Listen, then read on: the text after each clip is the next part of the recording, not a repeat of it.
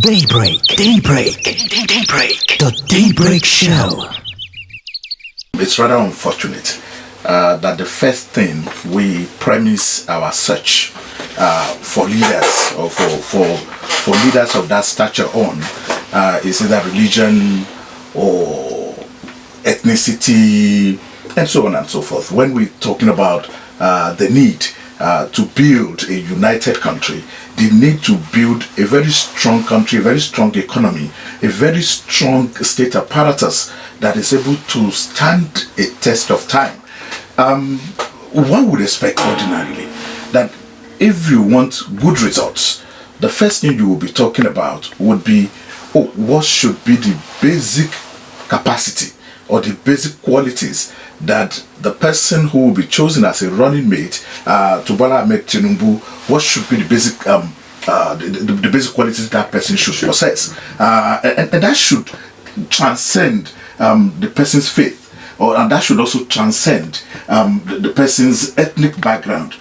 The question you probably should have asked is, what if the APC had chosen a presidential candidate who was from the north? Would it be problematic if that presidential candidate from the north was looking for another Muslim from the south to pair him up? I think we would have gotten a different outcome, because it seems to me that the tendency to resort to religion as the prima force in the choice of a leader or in the choice of leadership for the country is often more vociferous, it's often louder when it happens to be a search from the north.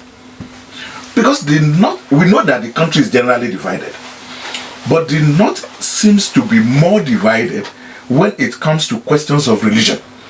In the south, especially the southwest, we are still able to tolerate ourselves in a way when it comes to matters of religion, because you can find people don't even care about it. Is only those who are merchants of faith, those people who have made religion a business, who tend to emphasize questions of religion the more, and that tends to divide the country further.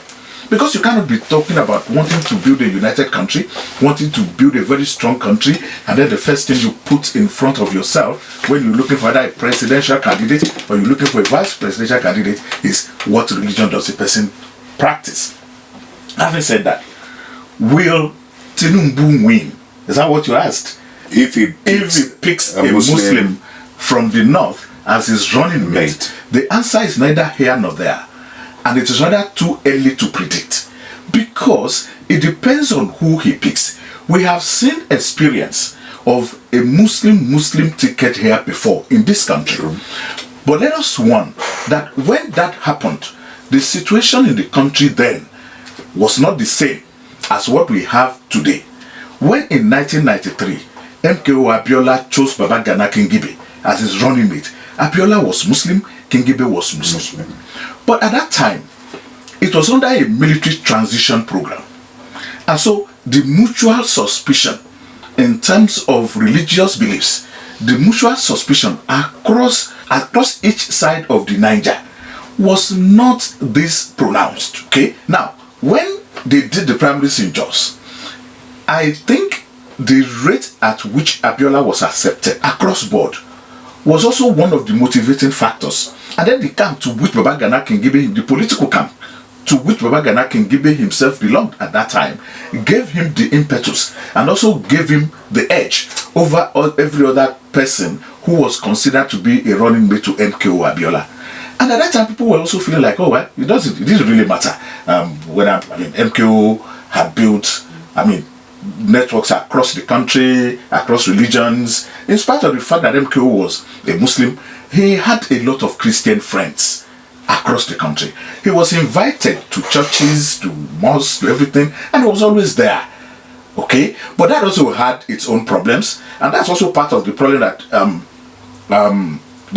Bola Ahmed Tinubu might also have, because the question is this: if you are a Muslim and you are too liberal, the northern Muslim in Nigeria is likely to look at you as not being Muslim enough. That's a problem we need to always understand. And again, if Bola Ahmed Tinubu decides at the end of the day to pick a Muslim, it is not enough to say he will lose the election. It might be more difficult for him to win. It might also mean a loss. And what do I mean? Take for example, if he picks somebody from the north, and ASCAN has already started, the Christian Association of Nigeria has already said, no, you must pick a Christian. He will begin to lose traction. His popularity might dwindle a little bit in terms of getting the votes of the Christians in the south, especially the Middle Belt. Because that is where the issue of religion has become a serious contention. It is where people have been killed, massacred because of religious beliefs and things like that. And then you begin to wonder, why do we fight for God so much that we often forget our own selves? We'll come to the question of interest. Okay. Now, because in the first instance, the first law of human survival is preservation, self-preservation. Everybody wants to first of all live, and then you can then begin to talk about other things. But if anything happens that takes away your self-preservation, then there is already a problem, and that problem we need to begin to tackle from the onset. Now, so Muslim, perhaps, but what if we say Muslim Christian? The question we should ask, which should be a more crucial question, is what kind of Christian? Because how well you perform, either as a president or as a vice president or as a leader, perhaps has nothing to do with religion. If religion was supposed to be the major thing that will give us a solution to our problems, Nigeria should by now be an El Dorado. Because all over time, we've been ruled by people who go to pray in their mosques or on their mats 5 times daily, or people who go to church not only on Sundays, they go to special programs and go there and profess hallelujah and do all kinds of things. And yet we see the kind of things we've been going through. And most of the ex-governors, ex-politicians who have been found guilty of one type of corruption or the other are either Christians or Muslims. And the faith they profess had not been enough. Their pastors had not even rejected them. It's so obvious that religion has changed nothing in terms of government and governance in Nigeria. Exactly. That's the point I'm trying to make. All right. Now, we've been together as a country, let's say from 1914, talking about the amalgamation down to 1960 when we had an independence, and now 2022, and we're still talking about ethnicity and talking about religion. Now, is Nigeria, do you see Nigeria being mature enough to actually look away from religion and ethnicity in terms of choosing their leaders at the national level? Yeah, that maturity has to start from somewhere. If we're looking for a day when all of us will sit down and say, oh, no, let's not talk about religion, we probably will be deceiving ourselves. But we need to start from somewhere. And starting from somewhere means let us think of more important criteria for choosing our leaders, rather than saying, for example, see, in the past people have said, oh, Nigeria will be better anytime a southerner rules. That was the time we said, no, southerners were not allowed to rule and things like that. The north had monopolized power, especially during the military era. But we've had opportunities from the south. And then the question I often ask at times is that, okay, even when you talk about, these northerners not doing well at the top, has it been northerners who have been governors of our states? Has it been northerners who have been chairmen of our local governments? Has it been, it's not, we don't appoint northerners as commissioners here. People who have responsibilities and don't care. You go all over the streets, you see refuse. Is it a northerner who is supposed to come and pack refuse in your state? So let us deal with issues of incompetence. When leaders are incompetent, let's say purely they are not competent. Let us not talk about whether they are ethnic background or they are religious background and things like that. All right. Now, so if we come to that, just a second. If we have to talk of religion, however, simply because we are thinking of a way of being as inclusive as possible, and then you bring in religion as a parameter, it should not be enough to tie the hand of a leader who sees great quality somewhere else. That is the point we're trying to make. Okay, now let's quickly, I want you to state clearly the likely criteria that we should actually look for when choosing leaders. Oh, okay. For us in Nigeria, if you look at the trend since the return to democracy, since 1999, you will see that the choice of leaders, especially presidents, has been from two major constituencies. And these two major constituencies are the military and the academia. And I explain. Obasanjo came, he was an ex-soldier, okay? He transferred power to Yaradua, who came from the academia, okay? And then when Jonathan came, he also came from the academia, okay? Then we moved on from Jonathan and we came to Buhari, back to the military. So it's been a ding-dong between the academia and the military. Why have we limited our choices to those two constituencies? These are critical questions we should begin to ask. Why have we not expanded the coast to go look outside? Now, the APC has gone outside the academia now to look for Bola Ahmed Tinubu. They've also gone outside the military. So they are probably going to add a third, that is if Tinubu wins, they're going to add a third constituency to that. Now, where you place Tinubu is the issue now. Is he a businessman? Is he a technocrat? Is he just a politician for the sake of politics? Okay. Now, if we go to PDP has also picked Atiku. Okay. Atiku is neither an academic nor a military man, but he's paramilitary. He retired from where? Customs. The customs. So you can probably see the trend. And so is Tinubu going to change that trend by winning the coming election? Transcend issues of whether just a few people are holding you back. You talk about a group of elites who are actually more than the cabal. Because if you talk about the cabal, maybe you're talking about a very few people. The elite are also few, but they are a little bit bigger than the cabal. And so people have begun to talk in Nigeria about things like, elite gang up, which we have discussed here before, that it seems that the elite in this country have ganged up to say, no, we will produce the leaders, but we will not produce good leaders. And whatever we bring, you must take. Okay? But just before the primaries, a professor at the University of Ibadan was talking about elite fragmentation. That he saw a problem among the elite. And I said, no, this is already moving away now from elite fragmentation to elite connivance. If we get that, if that elite connivance continues, then Tinubu will become president as a result of that elite connivance. Because initially, the gang up at the primaries was to prevent, or before the primaries and at the primaries, was probably to prevent Tinubu from emerging as the candidate of that party. But because he's a strong man, politically, he found a way around it and was able to beat every other contestant to it. Now, so what people are saying is that the first criteria is that this country is a very problematic country. And you need somebody who is like close to a madman. Somebody who can just wake up one day and say, hey, I do this and nothing happens. Or somebody who can actually trump every other trick that people are playing to make sure that, so they look at that. And so if you're looking for a strong man, what should then be the qualities of that strong man in terms of education, in terms of exposure, in terms of understanding of the basic problems? Now, you will see that people have begun to ask some questions. Where is Tinubu's manifesto? And I'm like, why should you be asking for a candidate's manifesto? Why are you not satisfied with the party's manifesto? Okay. Because Tinubu is not going to contest the election just as Bola Tinubu. He's going to contest the election as a candidate of a political party. Have we ever sat down to ask what is the manifesto of that party? Or what are the manifestos of the frontline political parties? And then we can then look at what are our issues. Is it education? Which party has a better thing to offer? What are our issues? Is it, for example, I cannot understand that you run a country and universities will be shut down for several months and you behave as if nothing is wrong. Then that should be a campaign point. Go back and look at the manifesto of the APC. What does it say about education? Has it delivered on that manifesto? If it has not delivered, this is the time to begin to ask questions from the party, not just the candidate.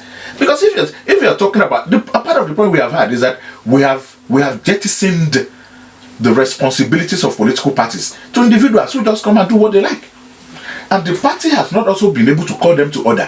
Why has the APC not called Buhari to order on education, for example? Why has the APC not called Buhari to order on the economy? Because those were issues, those were milestones that the party set for itself in its own manifesto. I said, if we come to power, this is what we're going to do. And if you have somebody in office who is not delivering those, why can't you ask questions? Or why are we also not asking questions from the parties? Why are we saying, where is Tinubu's manifesto? Where is Atiku's manifesto? In an ideal political system, in an ideal party-run political system, the candidate is not supposed to have a manifesto. He's only supposed to have an implementation blueprint. The implementation blueprint is how he implements the manifesto of his political party. So we should get it right. So quality-wise, yes, strong man. What should he have in terms of education? People have said before that, oh, good education makes good leaders. But again, we have also seen that maybe not necessarily.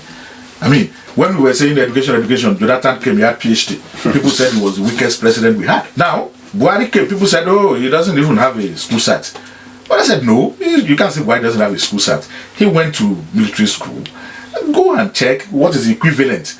Because in most cases, when people do assessments, they should stop being funny. You see, if you attended NDA and I went to a university, what happens in NDA is equivalent to what happens in the university. So if you are going to be a dollar general, you'll be a dollar. It's not nobody's. That's your choice. So it's not a question of where you went to. Let us see if the person has gone through the adequate kind of training that will produce the kind of leadership that we need. So that's talking about the education. Acceptability, the qualities we should look for. Acceptability in terms of that person should be acceptable across board. And at that point, you should be talking about it should be acceptable by people of all ethnic backgrounds, people from every state, people from every region, people of every faith. Because you have to be detribalized. You also have to be de-religionized in a way to be able to rule a country or lead a country that is as complex as Nigeria. Okay, having said that, let's go back to the issue of Muslim ticket now, because that is part of the speculations. Many have been saying that, okay, it might be a Muslim ticket. And you said earlier that it wouldn't be, if that happens, okay, it might be a little bit more difficult for him to win. Could you expatiate? Yeah, it might be a bit difficult to win, but it will not be impossible to win. And let me explain. The reason why people are talking about, or people are scared of Muslim ticket now, is because of the general talk about the Northeast. People are beginning to think, oh, since it was Tinubu that emerged, his vice might be coming from the Northeast. But who says? There are still other options. But the other options they are also seeing, okay, say for instance, if you leave the Northeast and you go to Kaduna and you go pick an El-Rufai is still a Muslim. So that's why people are saying all these things. But they can even, I mean, and who says there are no Christians in the Northeast who could be very good material for vice presidency? Okay? But you know, when things come to politics, there are so many other considerations. In choosing a vice, we should also think about Tinubu's age. Bola Tinubu he's not too old, but he's not very young. Okay, so if you want a vice, then it should be a vice that you can say run around, and the vice can run. Okay, now you should also consider political interests and different political blocs. Now, the governors have constituted themselves into a very strong political force in Nigeria because a lot of powers lie with them. And it was because of the governors that the results of the primaries went the way they went. And they knew that was going to happen. They knew that things were going to be tough. That was why APC deliberately dropped the category of delegates they call statutory delegates. And they went to the primaries only with elected delegates over whom governors have very extreme control. That's why you see some states, okay, divide, half, 50%, 50%. Okay, some states, this is the way you're going to vote. So you saw states, and as you also had candidates who had 0 votes. If statutory delegates were there, some of those candidates who had 0 probably would not have 0. Okay, so they wanted delegates that they could railroad easily. That's the choice of the party, no problem. Okay, so if you're thinking of that, we should also look at the constituency of the governors, because the governors might be saying, okay, since we couldn't produce one of us as president, I think we should be working towards having at least the vice. So the vice to Tinubu might be a sitting governor or an ex-governor. Those are still choices that are open. So whether the person is going to be Christian or Muslim. But if they are also able to negotiate properly and say, okay, fine, governors, go and sit down, we're not going to pick one of you as vice president, then there will be something. Because some of those governors are still going to end up in the Senate somehow. Okay, they might say, okay, True. Senate presidency. So it's still time for horse trading. But you should also know that Bola Ahmed Tinubu, whether you like him or you don't like him, is a strong war horse. Now, And he probably understands a little bit of the game. Okay? The only thing is that this time around, we hope they do not beat him to it. Because there are also some insinuations as to grand plans to prevent the South from producing the next president of Nigeria. Now, it is a Muslim ticket capable of causing a religious crisis in a multi-religious country like Nigeria. Well, religious crisis, how? Most of the things we call religious crisis at times are just instigated by the elite. As far as the average Muslim in Ogun State, the average Muslim in Sokoto, the average Muslim in Zamfara is concerned, he only wants to wake up, find the food he can eat peacefully, live his life. If he needs a job, he gets a job. He doesn't really care much about whether his president is Muslim or his governor is Christian. He doesn't have time to think about all those things. But a section of the elite merchants of religion will be the ones to say, oh, why is he not a Muslim? Oh, why is he not a Christian? So a Muslim ticket is not likely to cause any religious crisis unless people want to deliberately go and instigate one. Even if it was possible, a Christian ticket will not cause any religious crisis unless people instigate it. If APC says is Christian and PDP says is Christian Muslim, or Labour Party says is atheist Muslim, that is what democracy is about anyway. Why don't you go pick your choice? So that should not be enough to say, oh, because our vice president is going to be Muslim and the president is going to be Muslim. What problem is that? And if we also say Muslim Christian, why not? And that's why that is why in a multi-party we claim anyway. We claim we run a multi-party democracy. In a multi-party democracy, you have choices. If a political party does not meet your standard, go to the next party.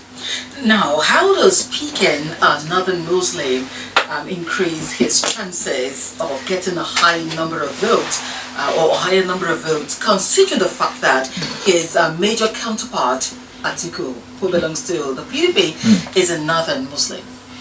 Well, Atiku too has not picked his vice, so we don't know where he might pick from. Okay, I don't know if the rules allow it. Who says Atiku cannot come back and say, okay, Peter Obi, come and be my vice? And you say Peter Obi going back to PDP? Who knows? He could pick anybody. Okay? So, and you will see that this time around, the two major political parties, the PDP and the APC, have been kind of monitoring each other in a way. Oh, if PDP goes this way, let's go this other way, so that we can either go divide the vote somewhere, or we can also clinch the vote from some other places. I do not really see whether that is going to reduce or increase the number of votes it's going to have. They may have to increase the campaigns and explain. They will have some explaining to do. You see, the reason why the Muslim ticket was easier in 1993 was because, don't forget about the kind of voter education that went on before that time. And that voter education was backed up by the activities of MAMSA that later became NOAA, the National Orientation Agency. Yes, the military regime, because it was transiting from a military to a civilian regime, invested heavily in public enlightenment. And so people were like, oh, I mean, what did it matter anyway? And Nigeria was more unified because we were seeing one Nigeria at that time. But the last 7 years has kept Nigeria more divided, unfortunately, because of the kind of insurgency in the north, complaints about political appointments that favored the north more than the south, and so many other issues. Now, when they went for Congress, the APC now, and people were talking about they wanted to remove Adamu, they did not remove Adamu, and Adamu ran away and came back, said it was a vacation, medical, whatnot and whatnot. And he said, no, I didn't leave. I just handed over to somebody to kind of hold the brief for me. And then when they got Adamu as the party chairman, that was when everybody began to say, oh yes, it means APC is also going to choose their presidential candidate from the South. That has happened. And the South now has to decide which way it wants to go when the choice of the vice is made. And whether the vice is Christian or Muslim shouldn't matter too much, provided that it is somebody who is capable to do the job. All right, now, Tinubu was going to be President Buhari's running mate in 2015, but was dropped because that would have, been a Muslim ticket. And of course, we had, the governors, some of the governors in the northern part saying no. Now, if the idea was rejected then, why should it be considered now? Or has anything changed between then and now? There's no certainty that the reason why Tinubu was dropped in 2015 was because he was a Muslim. There was no certainty. It was just a speculation. And the speculation was... We had El-Rufai actually coming out to say that he kicked against it then because of that. That's El-Rufai's personal opinion, and he kicked against it personally, not the entire North. You see, at times some people speak and they say they speak for an entire region. It might not be completely true. Okay. Especially when it comes to the issue of politics. You understand? Now that they're thinking, if it's now that El-Rufai is saying it, we should begin to think about what motivation, what is motivating him to, what's the motivation behind what he's saying now. Because don't be surprised, El-Rufai is also one of the people eyeing the ticket to become vice president. And if he is one of the people eyeing the ticket, he will say, yes, we didn't do it that time, we should do it now. But the point is this: Tinubu not being the vice then might be because of some other factors.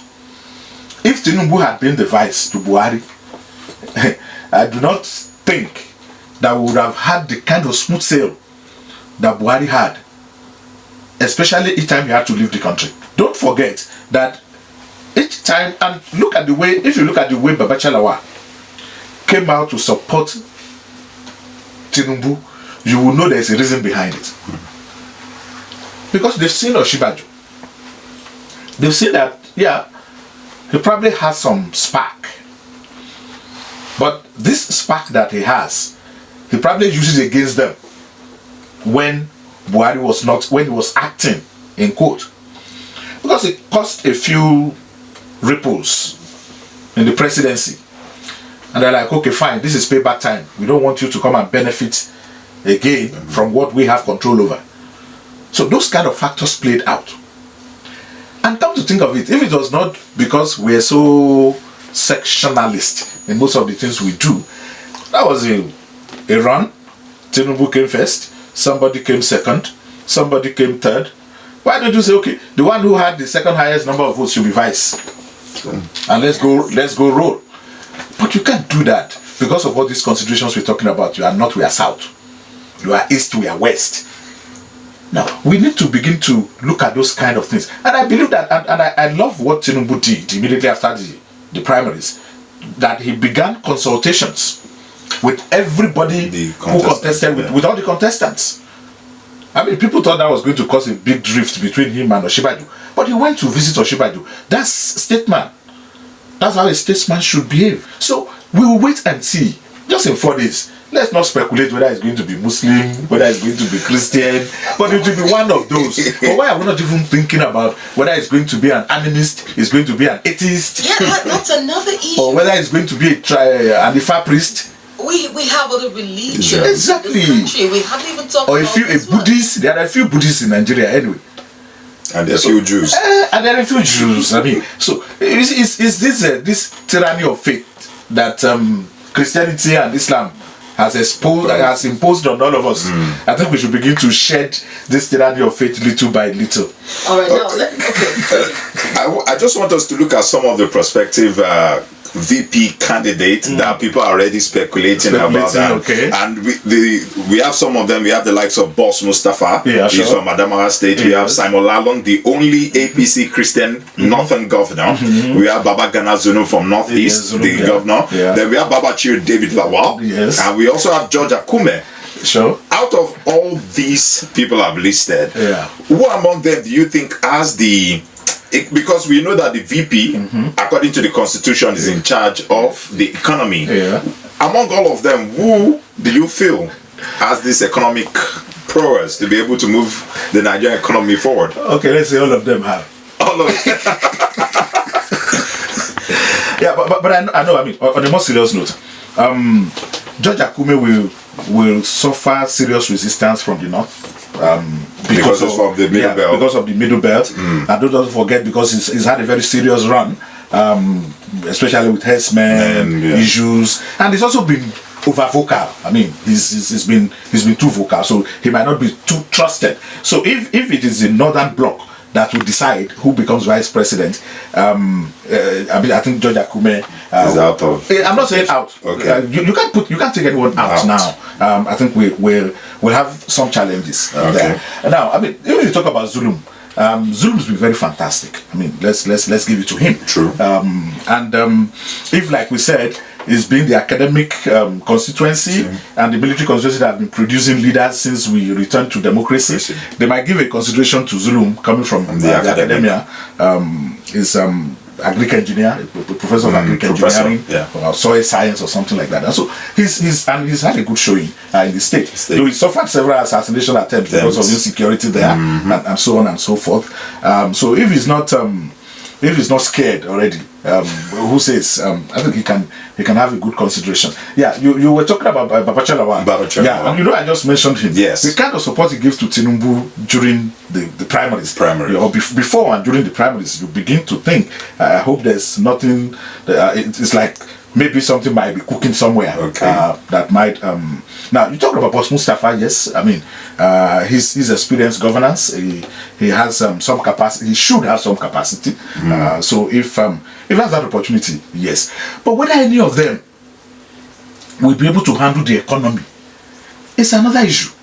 You see, the issue of the Nigerian economy is beyond saying that one person should have that sole responsibility. I think it has reached a stage. Nigeria needs an economic summit, not an economic not the Jamboree type, an economic summit where you go get the best and even some international support to say, what do we do to fix this economy? The Nigerian economy is one of the most promising. I mean, in terms of, if you talk of prospects, yes, the prospects are there. But unfortunately, we've not been able to harness those prospects. So we need to sit down to say, hey, what is it? And we need to go back to two major things. Manufacturing sector. You have to run a productive economy. You cannot run a consumerist economy and expect that things will go well. No, we have to go back to producing tangible stuff. So that with that you need somebody. In fact, you also from the president to the vice president to the governors to the National Assembly to the houses of assembly. Because see, I hate to see houses of assembly where people just go to sleep and debate nonsense. People should talk about economic opportunities that are domiciled in their constituencies. And that's why it's unfortunate. I've said this before, that in Ogun State especially, people come to the House of Assembly and they've been in the House of Assembly for over 3 years, and they have never done an inaugural address. It is during the inaugural address that you have an opportunity to tell us about what you can use from your constituency to contribute to the bigger pool. But that has not happened. So they take it as a tea party. You just come, it's me, it's my turn, you look on, and we do all these kind of things, and we forget about the critical issues, the main issues. Because who says that we cannot grow a local economy, for example, in Ogun State? Everybody keeps talking about Tinubu and the Lagos State economy, that he helped the Lagos State economy. So why can't we also start from our various states, our various local governments? Because if we continue to think that it is a miracle is going to happen at the federal level, that is just going to make the Nigerian economy become like Lee Kuan Yew Singapore overnight, then we are joking. So we need to go study templates of developing economies and how they have done it. And we should stop, relying heavily on this idea of the oil, money, and all these things, and then we'll move ahead a little bit. But whether any of these people that we have talked about will be able to do it, I don't want to tell you about my personal preference. But maybe one of them will do. All right, so let's quickly take a dash to the southeast. From all indications, from what we are saying, Tinubu cannot go back to the southeast and south. Now, do you support and vote from that end? I think the southeast especially, let's start from the southeast. It's unfortunate that the primaries went the way they went, the APC primaries and the PDP primaries for the southeast. We had thought that the southeast was going to clinch the tickets in the PDP. If the southeast had clinched the tickets in the PDP, that would have also changed the equation drastically, and our permutations would be different. Again, when that did not happen, the southeast, and in fairness to them, the southeast deserves the presidency of Nigeria. Because if you look at it, it's only the southeast. South has produced, southwest has produced, the north has produced. If you like, keep saying northeast has not produced, this has not, central has not produced. Those are jokes. But the southeast, yes, and they need development. So the southeast, having lost out in the two primaries, has to be more calculative now. They have to go look at where do they go, where do they throw their support, and in throwing that support, they must make specific demands of whoever they are supporting. If I were a southeasterner, I will go to Tinubu and tell Tinubu, hey, do you want our support? Okay, we will support you, but this is what we want. During and post your regime, if they are able to seal that, fine for them. I will also go to Atiku and do a negotiation and then see their body language so that you will know which one of the two or three, because now they are already talking about Peter Obi. Okay, fine. Labour Party. Yeah, in the Labour Party. Fine. And look at which of the two or three options will favor them, and then they should go that way. Because you cannot expect he who suffers that much like the southeast to think the way the rest of us will think. Because truly they deserve a consideration. Now let's come to the south. The south is lucky. Two ways. One, they've produced president before. Okay, so good for them. In fact, they were also being given very serious consideration in the last APC primaries. At some point, people say, not even Amechi alone. Amechi, yes. They were even saying they were going to do consensus and they were going to bring Jonathan back. And yes, that's way and things like that. And I was like, these South people are lucky. Now, again, nobody wants to tamper with the South because of their resources. So they will pamper them. So for the South, anywhere they throw their support, whether they throw their support and the person wins at the end of the day, or they throw their support and the person loses at the end of whoever wins will still want to befriend the South. The golden, the egg, the goose that lays the golden egg is always a darling. So the South is a darling, and they're lucky with that. Again, they have an Amici who is very strong. He came second in the primaries. So Amici is a strong force to reckon with there. And I have a belief that Amici will throw his support behind Asiwaju Bola Tinubu. For real. The only problem he would have is a wiki. Okay, now that he has to deal with. Do you not see Atiku actually, taking on Wike to become his running mate? Yeah, that's a possibility for the PDP. There's a possibility. So if Atiku picks Wike as his running mate, then Amici will struggle a little bit. And of course, Tinubu rather too will have to struggle for votes from that end. Yeah. Because if Amici is supporting Tinubu, then that means Tinubu will struggle a bit there. Okay. But that doesn't mean he cannot still win the South. He might still win. Oh yeah, he might still win the South, even if they pick Wike. Considering the fact that Wike has a very strong hold in that axis, especially Wike's like you just said now, Wike's strong hold is on Rivers, and Rivers has the highest number of votes in the South. Okay, so all Tinubu needs to do is leave Rivers, or they split Rivers because Amici is there, he will get something. Then take your Akwa Ibom. Akpabio is already there singing for Tinubu. So he takes Akwa Ibom. You take Akwa Ibom out. You deal with Delta. deal with Edo.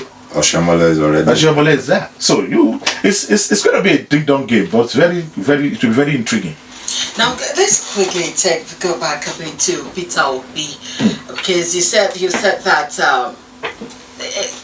Atiku might want to go back to Peter Obi and ask him to be his vice or his running mate. And then Labour Party would then have to go look for another presidential candidate. Okay, I was just wondering how possible that could be. It's not, in Nigeria, it's possible. Nothing is impossible. Okay, now for Peter Obi, who do you think, if he's still in Labour Party, who do you think he would, or which axis would he need to go to pick his candidate? Peter Obi, the North will not trust him. I would have said he should go to the North. Straight.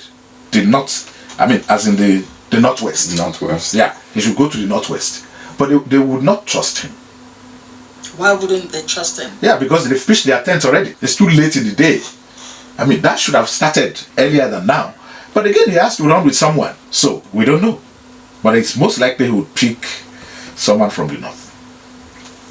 But they will not trust him. Okay, that's it's been a very tight one there. But Femi, we need to go. Yeah, we need to go on a break for the national news now. When we come back, we'll continue discussing and picking your calls and taking comments from the social media pages. Stay tuned. Daybreak. The Daybreak Show.